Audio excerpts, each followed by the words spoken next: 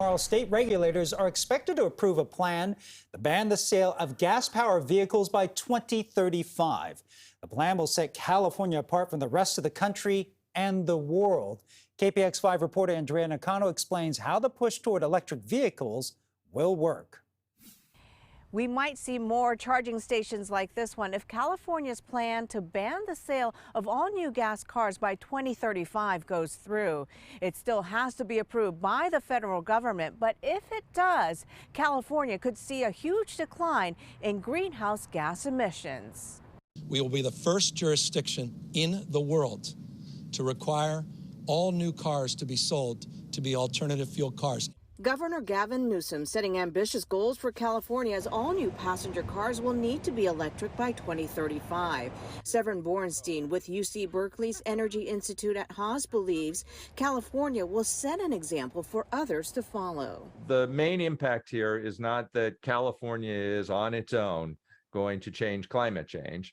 The main impact is when California demonstrates these sorts of things can be done without damaging the economy, so that other states and countries will take the same path.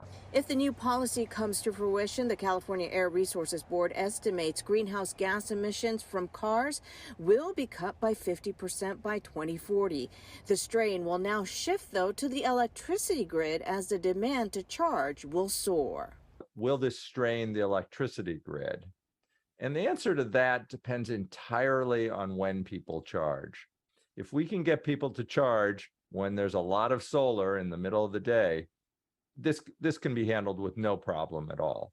This comes as Santa Rosa just became the biggest city in the U.S. to ban new gas stations from being built. It's the 2020s. If it were the 1920s, sure, it might make sense to open a gas station. The ban is intended to encourage more drivers to make the switch to electric. While there are still issues with electric car affordability and creating a larger and more reliable network of charging systems, the goal is for Sonoma County as a whole to get away from the use of fossil fuels.